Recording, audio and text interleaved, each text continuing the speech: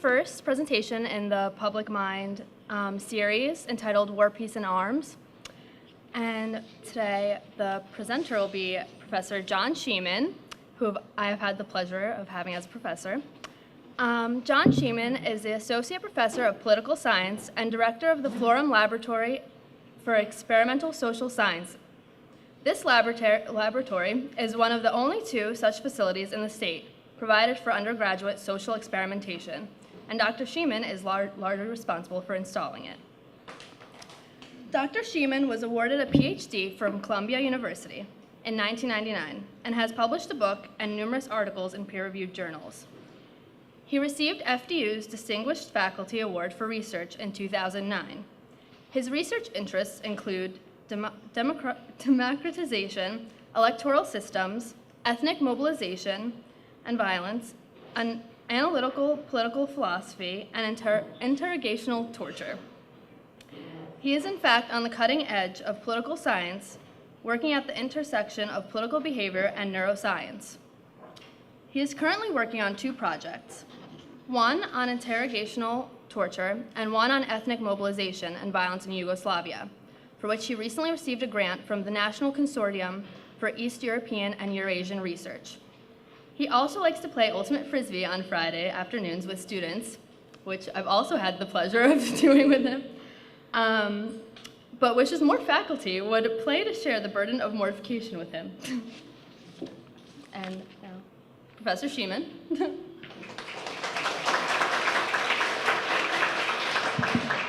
Thank you.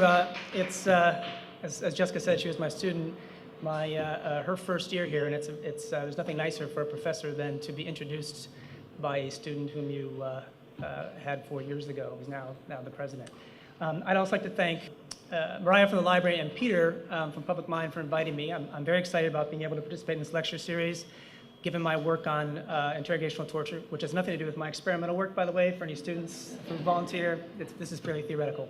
I'm particularly excited to be able to talk about a method of interrogation that doesn't work, that is to say torture, prior to our next two speakers, actual interrogators, will tell you about some methods that do. And I would like to begin by talking a little bit about the title, Torture Games. By games, I don't mean fun and games. Torture is certainly not very much fun, particularly for the detainee.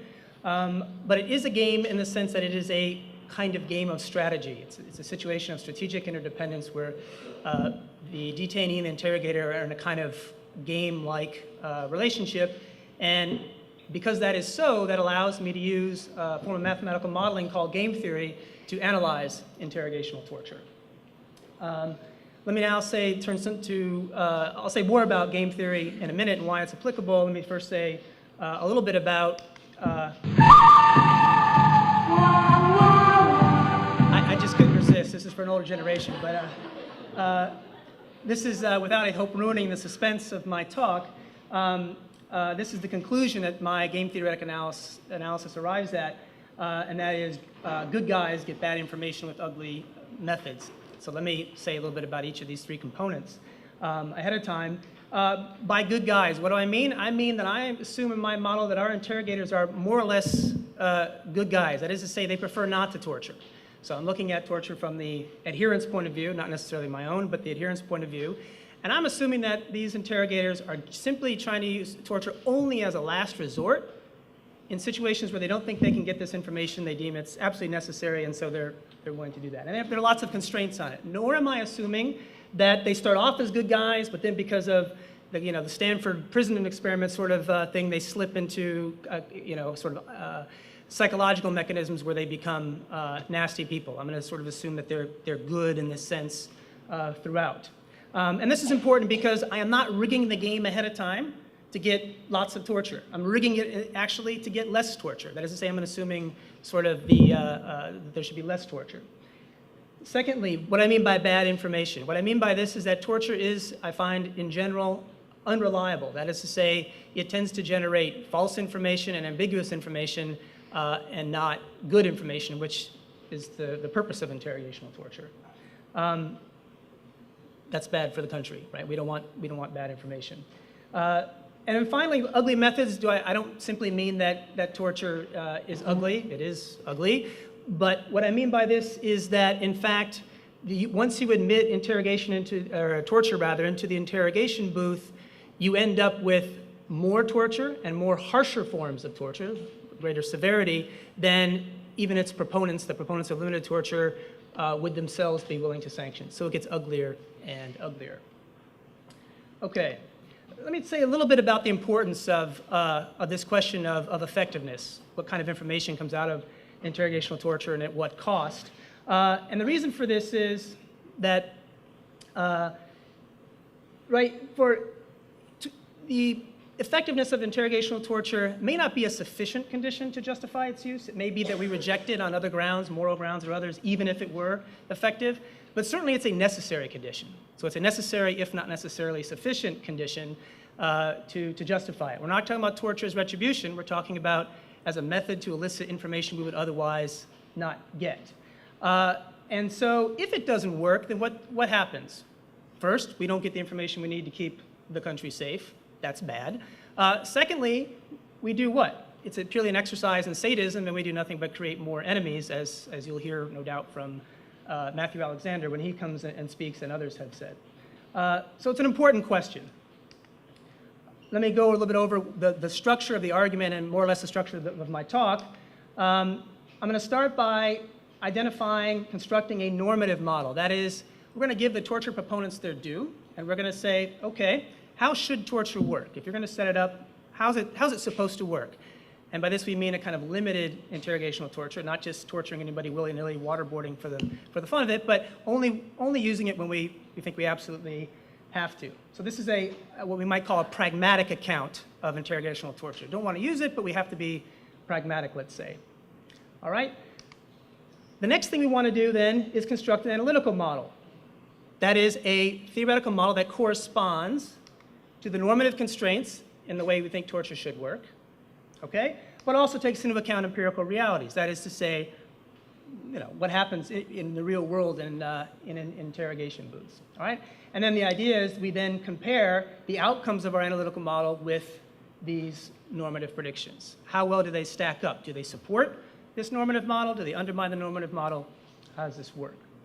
Now, one question that I'm sure has come immediately to mind is, why the heck do we want to use theory? What's with this analytical model? Why game theory? In fact, why don't we do what we would normally do, which is to do what? Identify some hard evidence. All right? And this hard evidence could come in two forms, theoretically. One would be data from the field. That is real-world data. I take the Acela Express down in Washington, D.C., down to Langley. Leon Panetta meets me at the door and says, good of you to come, Professor Sheeman, come right in.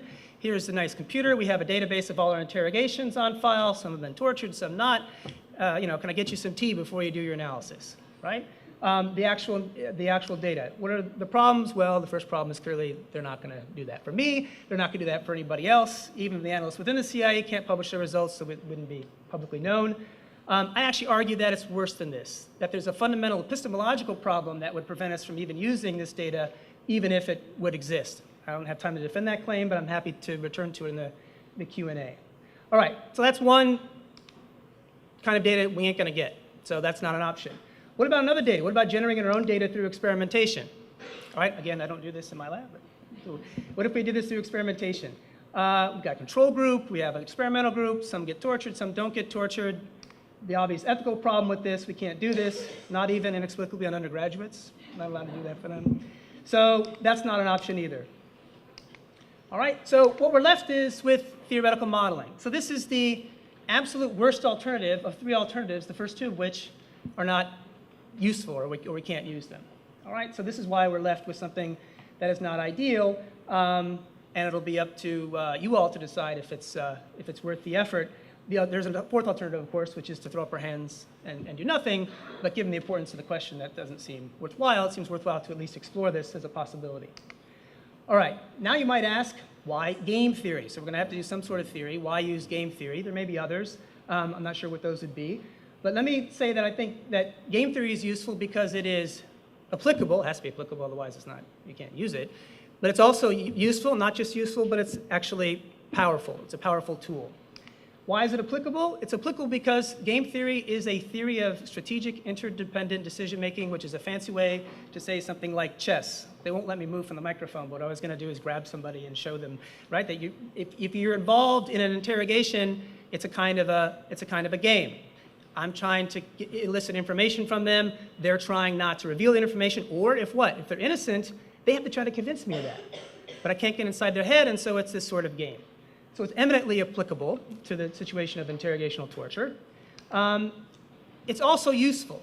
And the reason it's useful is that the outcomes from this modeling exercise actually correspond quite closely to what we might think we would see in the real world if we had access to data. The outcomes are called equilibria, which I'll get into a little bit later. But they're essentially stable combinations of actions. As the interrogator, or as, let's say, the detainee, the student, the detainee, she reveals information, I don't torture. Or she reveals information, I do torture. Okay, these are combinations of actions. If we had access to data, then there would be lots of different cases that fall under that category. So we have the categories as outcomes. And that's good because we can look at these different categories and try to assess what happens when you use torture in interrogations. All right, why is it powerful? It's powerful because if we start off with assumptions that we can all agree upon are accurate and correspond to the world, and then we use valid deductive reasoning to derive our outcomes, and those outcomes correspond to what we see in the actual world, then that's pretty powerful. We have a true reconstruction of what goes on because we see both in the assumptions and in the real world what goes on, and we know it's valid because we've derived it deductively. Using game theory, using mathematics. So that's nice. It helps us think maybe we've identified the fundamental causal mechanism, perhaps, of what's going on that accounts for these real-world outcomes. All right, so let's begin step one with this normative model. And that is to say, we want to construct this pragmatic account, give torture proponents their due, and say, OK, what should torture look like? The first set of features are constraints on the use of torture. We're not just going to torture willy-nilly. According to this view, you might want to think of the Bush administration in this regard, perhaps, that whatever the merits or demerits of the legal reasoning behind those briefs sanctioning torture, they were set up with all kinds of supposed safeguards. It didn't work, but safeguards to try to limit torture or to avoid it, if possible, to minimize the intensity of any torture employed. Okay, so we're going to have this model would inescapably have some kinds of constraints on the type of torture that's employed.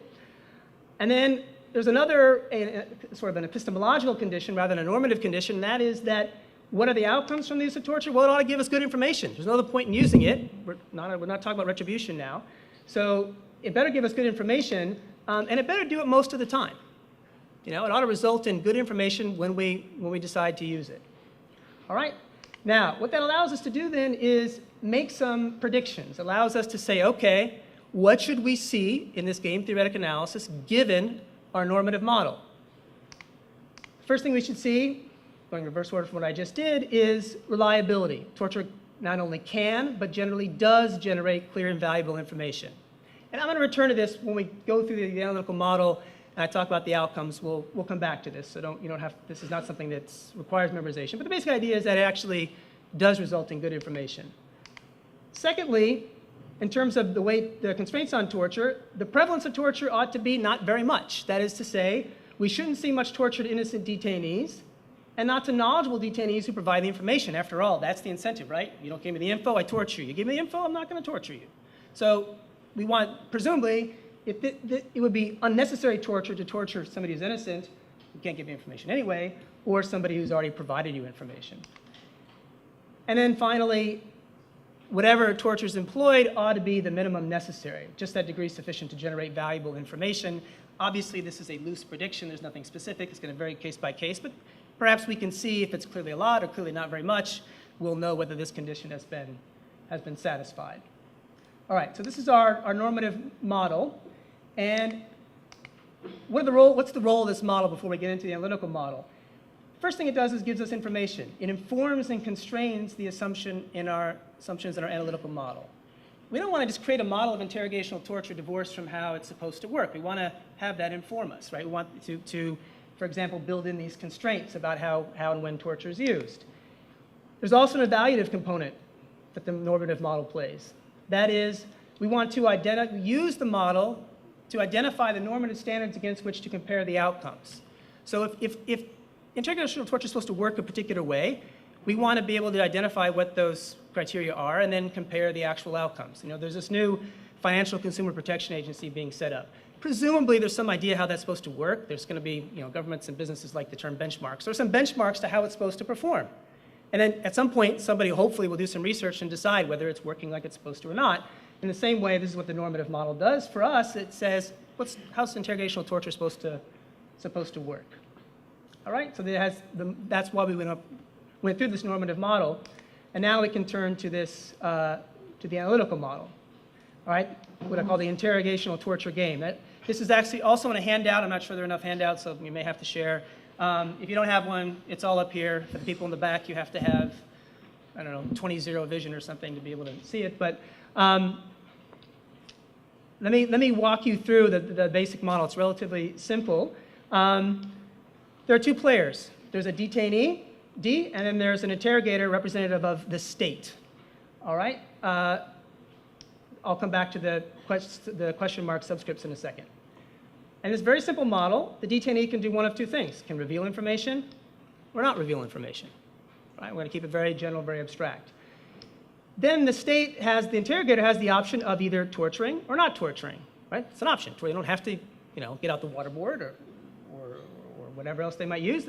They could simply keep talking or they could do something else. So you can either torture or not torture. All right? So those are the players. Those are the actions. Now, the trouble is, if I'm an interrogator, I walk into my interrogation booth, somebody's sitting in front of me. Now, we assume, right, if you watch 24, of course we know that what? That's a bad guy sitting across from me. That guy knows something. So, of course, if I need to use torture, I use torture because they're a bad guy. The woman who ran the Abu Ghraib and the prison system in Iraq said that she estimated that over 90% of their detainees were innocent and had nothing to do with it, with anything. And there are similar statistics in other places as well. So the point is, in many cases at least, it'll be unclear whether the person knows anything or not. If it's Abu Zubaydah, if it's Khaled Sheikh Mohammed, different story, right? Then you know. But there'll be plenty of times when you're not sure. In fact, if this is a social institution, when it could very well be that we don't know whether the person is innocent or not. So this question mark here refers to the fact that the interrogator doesn't know if he or she is facing a innocent detainee who knows nothing and just got swept up, a detainee who does know something, right, and maybe would break under torture, or a detainee who does not break under torture. I won't defend this last claim about not breaking under torture. It seems like everybody breaks. The question of when. I'll defend that in the Q&A. Suffice it to say that there's plenty of empirical evidence that some people don't break.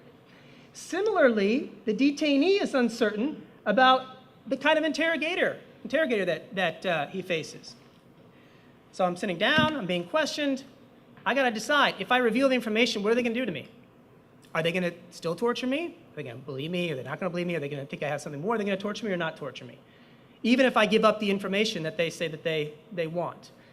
So I don't know whether I'm facing a pragmatic interrogator who's only going to torture if I don't give the information. As soon as I do, they'll stop.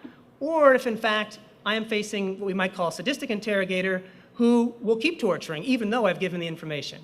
Now, this would seem to violate this assumption I made about good guys, right, in the subtitle. For the purposes of analysis, we're only going to look at what these pragmatic interrogators do. But we need to take into account the perception of the detainees, and you can bet, try to imagine yourself, if you're in an interrogation room, locked up, bound, people are questioning you, know people have been tortured in the past, it is going to run through your mind whether this person's going to keep torturing you or not. So the detainees may think that there's a possibility there's a sadistic interrogator, even though that's not the case we're trying to analyze. All right, so that's why you have the subscripts there to indicate that the detainee doesn't know what kind of interrogator he or she is facing. Last element on this slide are the payoffs, which I'm not putting up here because they get very complicated and they're full of Greek letters. But the basic idea is that these different combinations of actions, the two players feel differently about them, right? So a detainee who reveals information and gets tortured anyway and ends up here feels very different than reveals information and does not get tortured, right? These outcomes are different. Presumably they prefer this one over here. So these payoffs are built into the model. Okay, so this is a very simple model. There are two other features, though, we need to take a look at, and that is we need to look at taking into account some empirical realities. I should say, actually, by the way, on the payoffs, although they're not up there, the payoffs reflect this idea that we're assuming that our interrogators are good guys. They don't like to torture. I build in not one, but two different parameters which account for the cost of torture, meaning that making torture expensive, if you will, for the pragmatic interrogator, making the pragmatic interrogator not actually wanting to torture very much. The next two features we need to look at, the first one is the kind of information that the detainee might reveal. And one factor is its completeness. How complete is it? Is the detainee really told all they know or not told all they know? All right? And I put down the parameter, it's theta, because in your handout, and when I talk a little bit later, perhaps not in the handout actually, when I talk about later, theta will be in a figure, and it'll be helpful to refer back to it. The second information constraint is clarity, captured by this parameter omega here. And that is to say, although it seems a little odd, in many cases, when detainees reveal information to an interrogator, the interrogator doesn't even recognize it as valuable. There are examples of this from Pinochet's Chile, for example, of a woman who told them what they wanted to hear, and they didn't believe her because they didn't think Catholic nuns would be involved in leftist movements. So they just ignored it, even though she gave up the information. All right, so this can, sometimes the information is not clear whether this is actually valuable or not. The other factors that we need to take into account is the nature of the questioning. All right? There are two ways in which you can interrogate somebody, whether it's police or in this case. One is objective questioning. Where's the safe house? Who are you working with? Where's the bomb in this famous ticking time bomb? Okay? If I don't know it, if I'm innocent, can I confess to that? No, I don't know, right? It's not possible for me to tell you because I don't actually know that answer. If, however, I tell you, the safe house is here, isn't it? Or you worked with so-and-so, didn't you? Or so-and-so is on your side. Or, as in the actual case of an Egyptian who was tortured by the Egyptian secret police, there are links between al-Qaeda and Saddam Hussein's Iraq, aren't there? Yes, there are, and that went into CIA intelligence, okay? So if you ask a leading question and you give them the right incentives, that means somebody can confess. I know what you want to hear now, right? There's a very famous example of a man who was swept up after 9/11 because an air communications device was found in his hotel room, and he falsely confessed to save his family because they asked him leading questions as opposed to asking objective questions.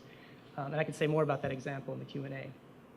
All right, so we need to take into account, so we're going to have two versions of the model, one objective and one leading here. Now, so the idea is that what has this done now? We now have an analytical model that corresponds to our normative constraints, also to our normative model, the way we want it to work, and it also respects and incorporates and takes into account some empirical realities, like you don't exactly know who the detainee is across from you, and some of these other features, right?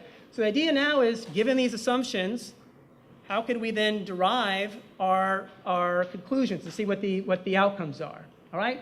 And doing so entails a little bit of conditional probabilities to come up with beliefs and some algebraic manipulations of inequalities for thresholds. We're not going to stay on this.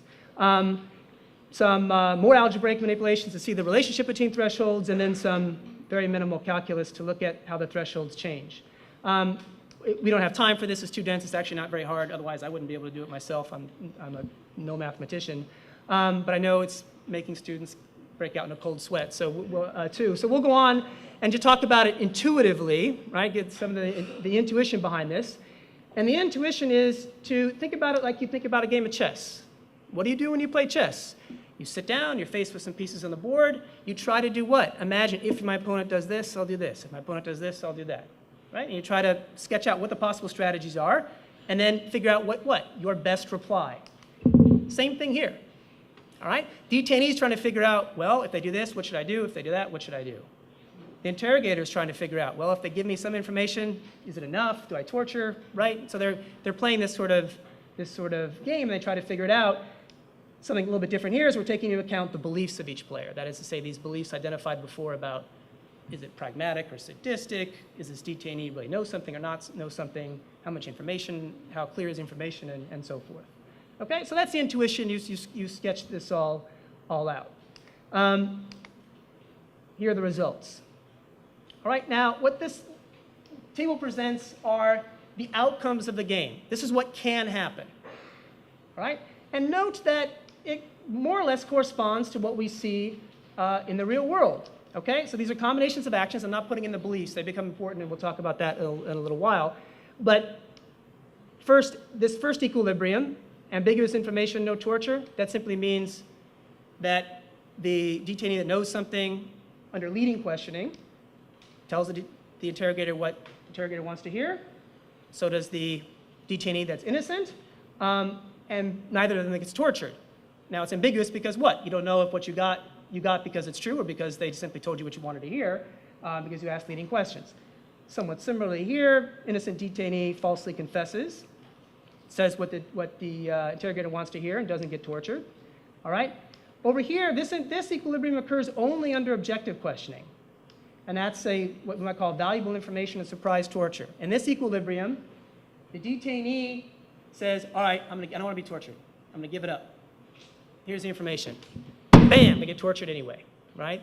Either because they don't believe it, the interrogator doesn't believe they're given all the information, or it wasn't recognized as valuable, whatever reason, they get tortured, and it's a surprise for the detainee because if you think about it, interrogations and torture only works if what?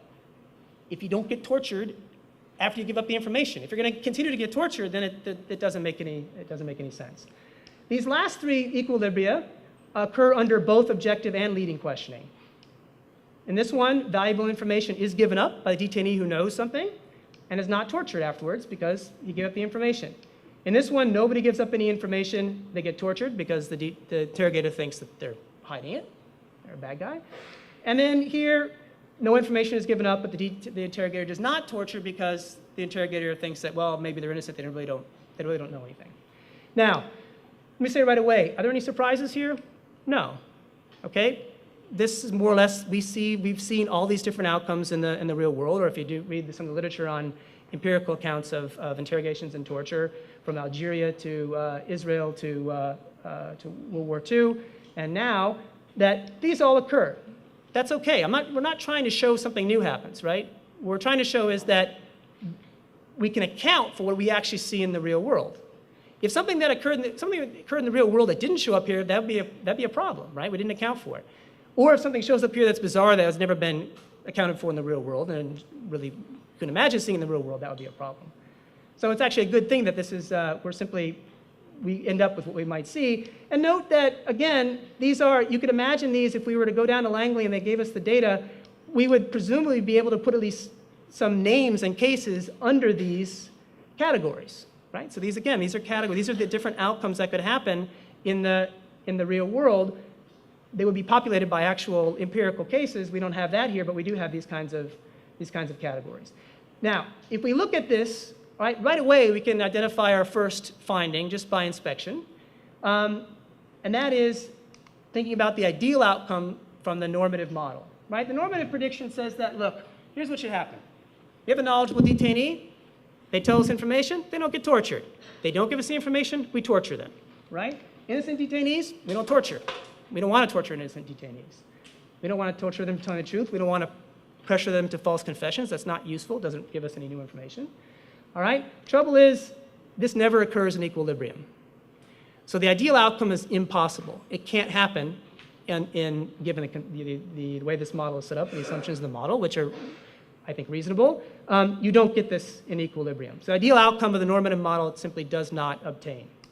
Okay, well, let's go back and we'll say, look, if you're Dick Cheney, you say something along the lines of Joseph Stalin, when you make an omelet, you got to break a few eggs. So look, we're going to have some collateral damage, or we're going to have some innocent people that get tortured. But if we get a lot of valuable information, that's not so bad. And that corresponds to this equilibrium down here. When we do get valuable information, yes, we torture innocent people in order to get that, right? You have to use torture if they don't talk to make people talk. We don't torture the guy who gave the information, but anybody that doesn't give information, including an innocent person, we torture. But look, we're getting valuable information. So let's call this the torture justification equilibrium, TJE. Again, we're torturing innocents, but maybe we're willing to put up with that, at least where some people are. And so we might say, look, if this equilibrium obtains, then, hey, maybe torture actually works. Now the question, though, is how common is this? How reliable? How often does this occur? You don't want to just say, well, it's one of the 9s or one of the 4, because in fact, it's not a question of just how many equilibria they are, but these outcomes are dependent upon the beliefs of the players, right? The detainee, whether they think the state's going to continue to torture them if they give them information. So you can't tell how common this outcome is simply by looking at its list in the table. You need to identify the quantity, or the volume, the space it takes up here in this figure. All right, in this prism, this is that Q, right? This is that belief by the detainee that the interrogator is either sadistic or not sadistic and pragmatic. These are some other beliefs, the information beliefs we talked about. That's that theta I told you we'd come back to. And this is the belief of the interrogator, whether the detainee is innocent or not.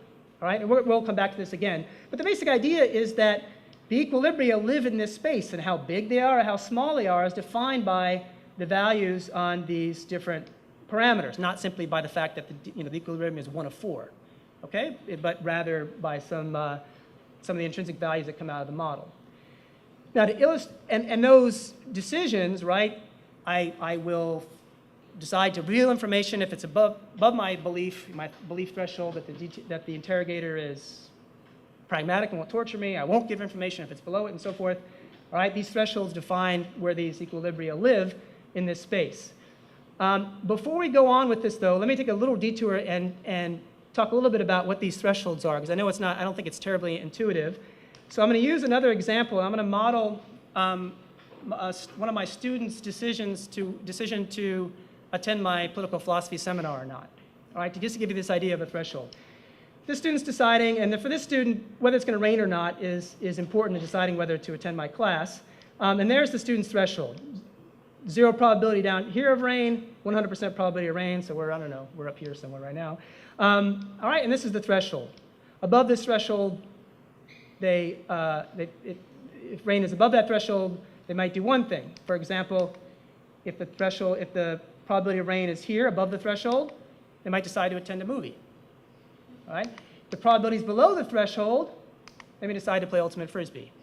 Note that in this model places 0 probability the student will attend my class, which makes it extremely realistic and therefore useful. All right? Now, what if, though, that student is told by a friend in the class that actually I heard you might review for the exam? That might change things, right? So now it's not only a threshold about rain that matters, but the student, it might matter, I don't know, I haven't been attending class because I'm playing ultimate frisbee. Maybe I should review for the exam. And if it's above that threshold, then maybe the student decided to attend class, right? It's probably going to rain, probably going to review. I'll go to class. All right? If it's likely to be a review for the exam, but it's actually not going to rain, a student may still play ultimate frisbee. Right? What the heck? You can't blame them. Now, a little bit silly, but to be a little more serious here, all right, think about something for a second. What are the necessary and sufficient conditions to for the student to play ultimate frisbee? Simply that the probability of rain be below the threshold. Whether a review for the exam is irrelevant to the student's considerations. All that matters, it is necessary and sufficient that P be below this threshold. If so, it's ultimate. What about the necessary sufficient conditions to attend class? 2 conditions are necessary, neither one of which is sufficient. Both are necessary, neither one of which is sufficient. The probability of rain has to be higher than the threshold, and the probability of review has to be higher than the threshold. If both are higher, they attend class. All right, if not, they choose a different action. Now, what we're talking about is the exact same type of idea, a little more complicated because we're introducing another player and some more beliefs, but it's basically the same idea, right? So this is our threshold for our detainee who says this threshold here, we're arbitrarily placing it here roughly in the middle, but wouldn't have to be there. Above the threshold, if I think that the interrogator is pragmatic, it's not going to torture me if I give the information, I'll reveal the information. If, however, the probability is below, no, then I'm going to hold on to it, right? If I think they're going to torture me anyway, I'll try to hold on to the information. Okay, so we go back to our cube, and what do we have? It's the same cube, 0 to 1, right here. It's the exact same as on the previous slide. All we've done now is add in 2 more beliefs, and these beliefs are the beliefs by the interrogator. How clear is the information? Has the person told me everything I want to know? And then secondly, what's the probability this detainee is actually innocent as opposed to knowing something? Okay? So because we added in these 2 more dimensions, it's now a 3-dimensional cube, right, as opposed to a 2-dimensional space. All right. Now we're ready to return, right, to the original point, which is to try to say, how likely is this TJE equilibrium, this equilibrium that justifies torture where the knowledgeable detainee gives up information and they don't get tortured afterwards. We torture the innocent, but we're not worried about that. All right, recall that the normative prediction is that interrogational torture not only can, but generally does generate clear information. We said that before. I told you didn't have to memorize that. In this context, thinking again about that cube, that means this equilibrium should take up a large proportion of the parameter space. It should fill a lot of that cube, right? If torture works, then it should work for lots of different beliefs of the detainee and the interrogator. It doesn't. All right, so this is our second finding. The TJE is this darker shaded region here. This lighter shaded region is that surprise torture equilibrium where the detainee gives up the information but is tortured anyway. Excuse me. The red outline, which I didn't fill in because it would really make things unclear, is the equilibrium where no information is given and everybody gets tortured. All right, you'll see that takes up quite a bit of the box.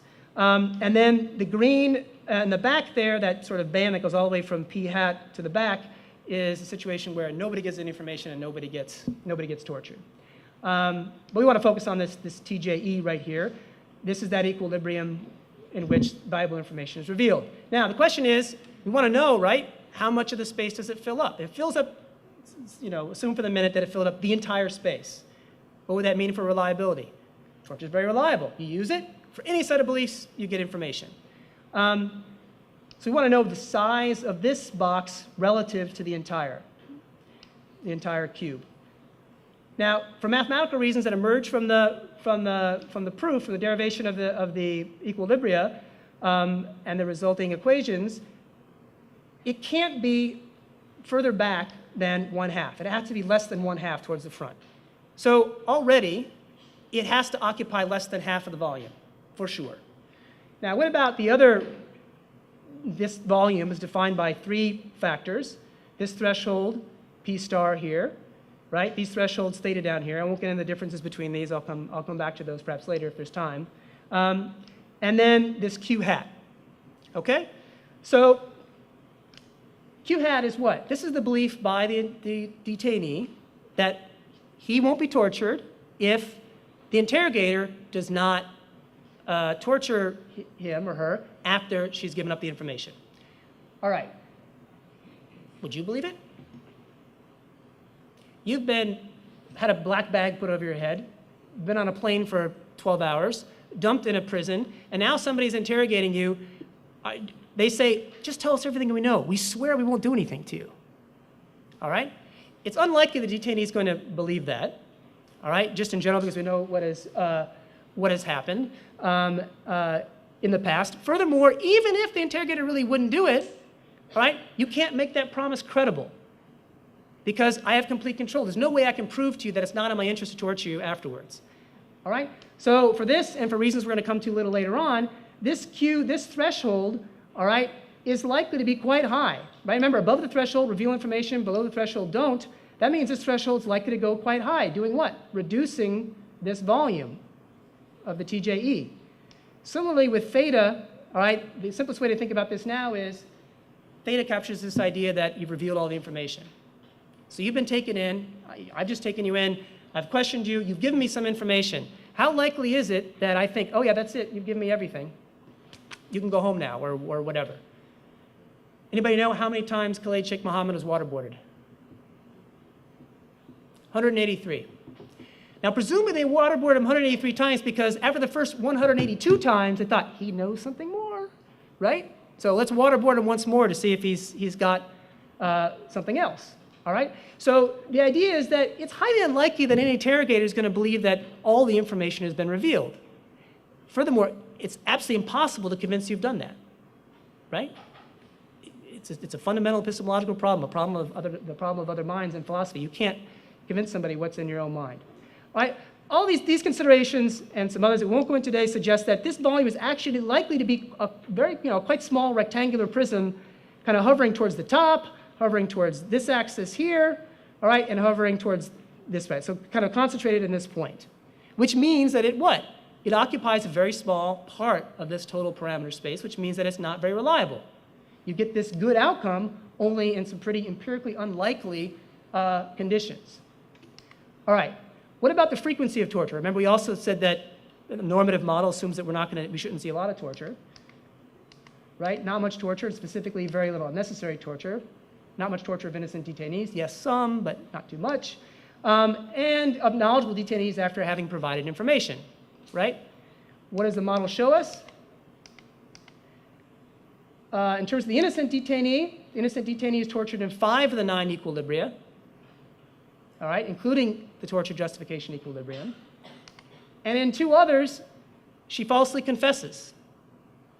7 of the 9 equilibria have an innocent detainee either getting tortured or falsely confessing. The other 2 that remain, nobody says anything, right? And the state doesn't get valuable information from anybody, including the bad guys. What about the knowledgeable detainee? Knowledgeable detainee is tortured even after providing information. Sometimes they're not, right? We do have the TJE, where they don't get tortured after providing valuable information, but there is an equilibrium in which they do. That was that gray equilibrium to the left of the darker gray one. They get tortured anyway. Okay, so that's not so good in terms of the frequency of torture. And if you look at that, we go back to that cube where you saw the red area. It takes up quite a bit of space, a heck of a lot more space than the TJE does, right? It takes up more of that parameter space. What about the intensity of torture? All right, remember, normative prediction is that we should see the minimum necessary. Only that degree of torture is sufficient to generate valuable information. Now, obviously, this does not mean that we can calibrate it precisely to know exactly how much, but the rough idea is that we don't just keep torturing willy-nilly, but only do it. And actually, you see this in the Bush memos, right? The first thing you do is, I don't know, slap them. Waterboarding is the last thing you do. So there's a series of gradations. So this is implicitly corresponding to their argument, right? That, gee, we're just going to just use the torture that we have to. What happens in the model? Well, the incentives encourage a slippery slope of torture. Now, it doesn't emerge in the actual equilibria themselves because they don't say how much torture. They just indicate whether torture is used or not. We can actually use some of the results of the model to identify what the incentives are, at least, to the interrogators. This is that threshold. The detainee's belief is defined by the ratio of the value of the information to the costs that the detainee suffers of being tortured. That makes sense, right? Because if you have a lot of information, presumably you're going to try to hold out a little bit more. All right? If information is not so high, your threshold is going to be lower. All right, so we'll go back to the cube. This time I've gotten rid of some of the colored areas there. And here's our threshold, okay? Defined by this ratio of information to the cost of torture. Now, you don't have to know calculus to say, what is it that drives Q up? Right, the value of the information, right, is the more valuable information, the less likely they are going to be to reveal it, right? That they have valuable information, they don't want to reveal it. Excuse me. Now, if you're an interrogator, you're faced across to somebody. All you know is they're not talking to you. They could not be talking to you for one of 2 not mutually exclusive reasons. They could not be giving information because it is so damn valuable. I is so valuable, they know all of Al-Qaeda's plans for the next 6 months, that their threshold is way up here, and they don't want to reveal it. Or it could be that what? The threshold is high because what happens to this, if this denominator gets very low? That also makes Q high, right? So if you're just kind of slapping around a little bit, it doesn't hurt very much on this view, well, they're not going to reveal the information. Even if the information is not all that valuable, K is so low that it makes the threshold pretty high. Of course, it could be a combination of those 2 things, right? It could be really high valuable information and not very much torture, intensity of torture. So let's say that you think, detainee, all you know is detainee's not talking, so their belief about whether you're pragmatic or not must be down here somewhere. And what does that give you an incentive to do? Do you know the value of I? No, you can't know the value of I if you're the interrogator. What do you know? You know that the value of information is unclear. You don't even know, you don't know K in the sense you don't know how much pain this person can take before they're willing to talk, right? What do you know, though? You know that for any given level of pain K, if you add a little bit more, right, k plus some small amount here, what's going to happen to this? What's going to happen to q? What's going to happen to this threshold? It's going to go down. By definition, right? You increase the value of k, you lower that fraction, it goes down. And if you can lower it down to here, what? All of a sudden you've dropped that threshold from here to here. Now this is above the threshold. What's that detainee going to do? Spill the beans, spill their guts, tell you all the information you want to know. So there's a built-in incentive to constantly increase because there's always a sense, well, they're not talking, and they're just maybe just underneath the threshold. And if only we lower the threshold a little bit, and we can't lower it by changing the value of information, A, we don't know it, B, it is its own value, all we can do is increase the amount of torture. Right? And I would argue this is why you see some increases. This is why interrogators went beyond the Bush administration guidelines, not because they necessarily turned into sadistic, Abu Ghraib type of phenomenon or Stanford prison experiment, but because everything is rigged, all the incentives are set up to just keep going a little bit more. All right, so let me wrap up then. First conclusion, the normative ideal is impossible. You don't get it. Can't happen with interrogational torture. That is to say, you only torture the bad guys and not the good guys. It's necessary to torture innocents if it's going to work at all. Even in those incredibly empirically unlikely conditions, the only way it works is if you're willing to torture innocents. That is to say, somebody doesn't talk, you have to be willing to torture them, whether they know anything or not. And then finally, torture is going to be more frequent and severe. This is the ugly part, the ugly methods in the subtitle, than even the proponents imagine. Right? Not even those, I'm not talking about people who don't want to torture in interrogations, but even those who think that it can be limited and held back, you're going to see more. Right? And this is why I argue that torture games have no winners. Thank you.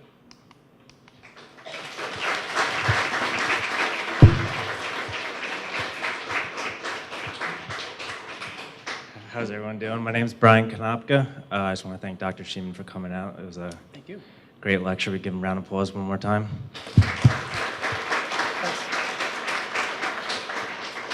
We have about a solid 20 minutes before some of the students have to go back to class, so we will try to get in as much questions and answers as we can. I will facilitate the mic, walk around the room, and take as many questions as we can.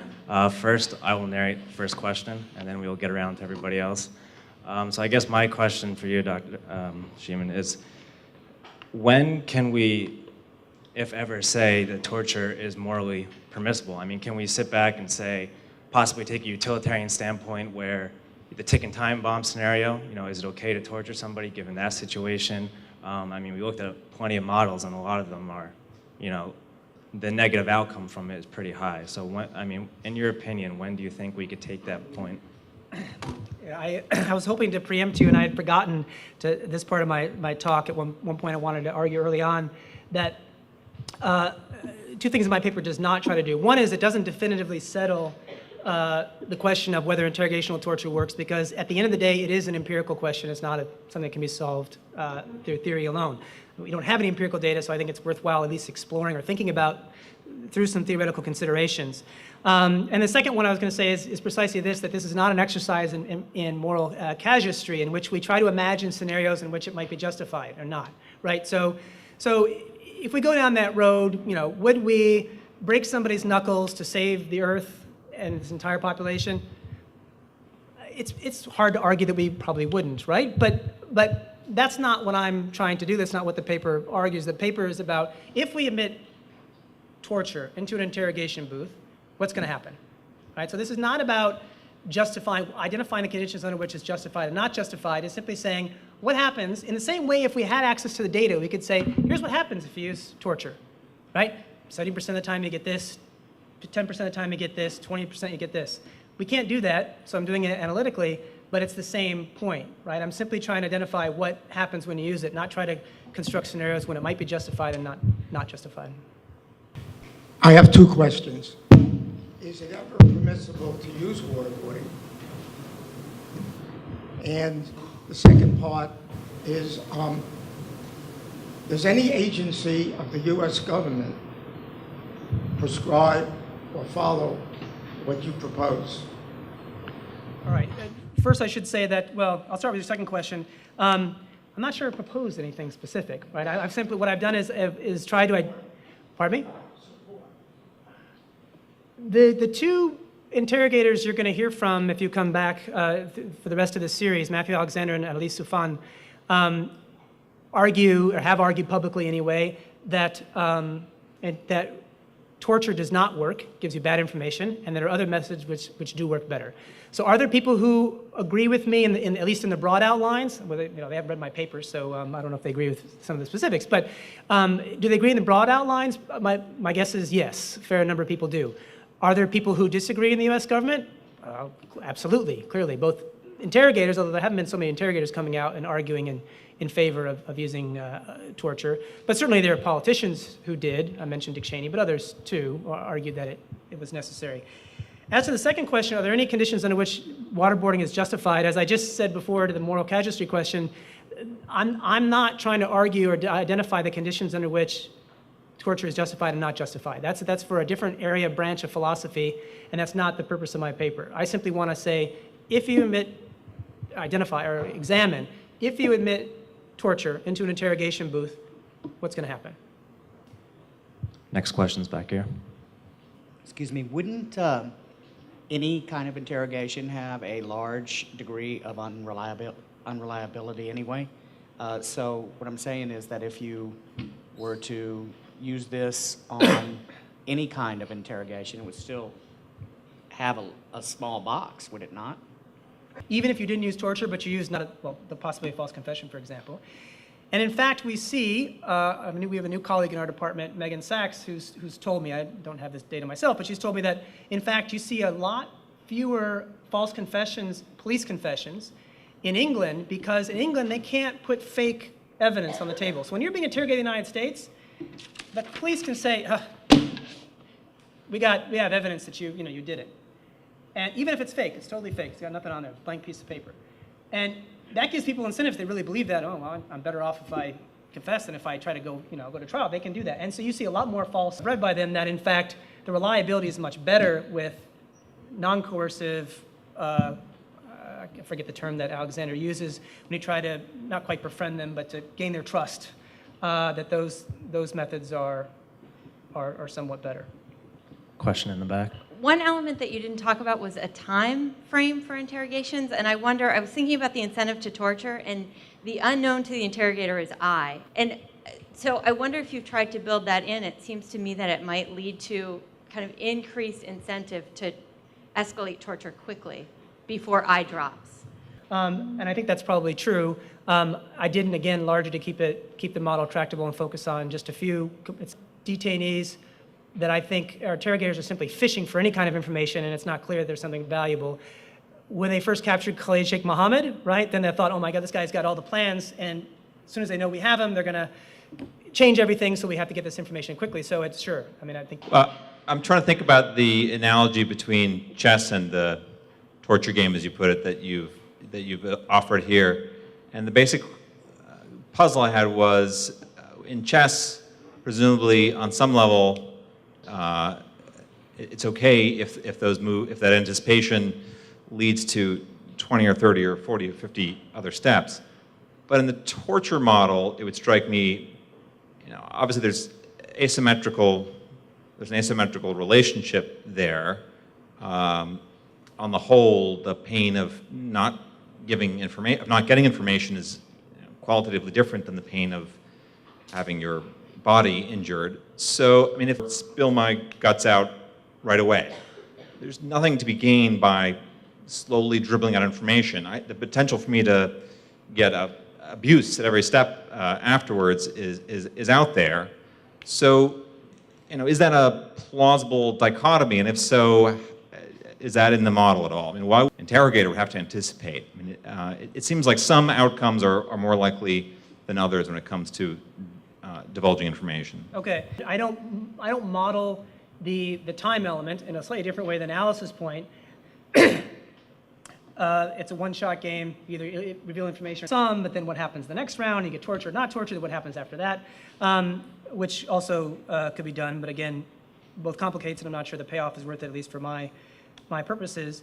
I think actually that is a strategy, and you do see that in interrogations where people dribble it out, and that's usually because as I said, actually, it does correspond to chess, not so much in the pain and the outcome, but in terms of strategizing to figure out what your opponent's going to do. If I'm being interrogated, what I'm want to keep that private, right? And they want to then try to exploit that information. So sure, that could be a strategy to dribble it out. I'm not sure it is a strategy to confess everything right away unless you're so absolutely, I go in, I know I'm not going to hold out, I'm not going to dribble it, so I'm going to spill the beans, everything right away. What's the interrogator going to do? Interrogator's not going to know that. Interrogator's going to get information and say, holy cow, this person just gave me so much, I can't believe this. Why? Khaled Sheikh Mohammed was boarded 183 times. Why Abu Zubaydah was waterboarded 83 times? Because after the first 80 times, actually most of his information you'll find out, I think, from Ali Soufan was given up earlier, but they keep thinking maybe he's got more, and so they torture more. My question is in talking about both the perspective of the detainee and the interrogator. Where in the variables lies motivation and ideological motivating factors? Because it seems to me beyond the importance of the information to be received, as well as beyond the fear of torture, there does seem to be another dimension, drawing that goes into any kind of agency. Seems like it would be at work here, both the detainee, not just how important the information, but also how important is it for me to stay silent on these matters. But, and I think less remarked upon, the motivation of the interrogator. I do like the dismissal of the Dershowitz bomb scenario, because I agree with you, this is a different conversation. The short and simple answer is motivation is largely self-interest, an attempt to maximize these variables. But, so I don't assume that the detainee, knowledgeable detainee, has any particular part of the component of the information is the value of the information, part of it's just the desire not to talk. What I didn't actually talk about is, didn't have a chance, there are three detainees in the model. There's an innocent, there's a detainee who's willing to talk, there's also a detainee who's not willing to talk. I mentioned it briefly at the beginning. And you can think of that person as a zealot who's so theoretic model, assuming that they're simply trying to get the value of the information. I don't incorporate any sort of if I understood you correctly, any psychological effects of what it means to constantly be in this environment day after day, except insofar as to argue that their belief that the person has told them everything, or their belief that the person is actually known to be bad or likely to be bad in a war zone, it is highly unlikely your prior belief going into an interrogation is, they're probably innocent. Right? That just is empirically unlikely. What we know both about human psychology, but actually also, frankly, mathematically, it just would be unlikely. They're more likely to be that way or something like that. That's all the time we have for today. I'd like to thank Dr. Sheeman for coming out again. If you guys are interested, October 7th, Matthew Alexander, who was a senior interrogator in Iraq, will be speaking in Lenfell Hall. But other than that, thank you for coming out. We appreciate it. Thank you. Thank you.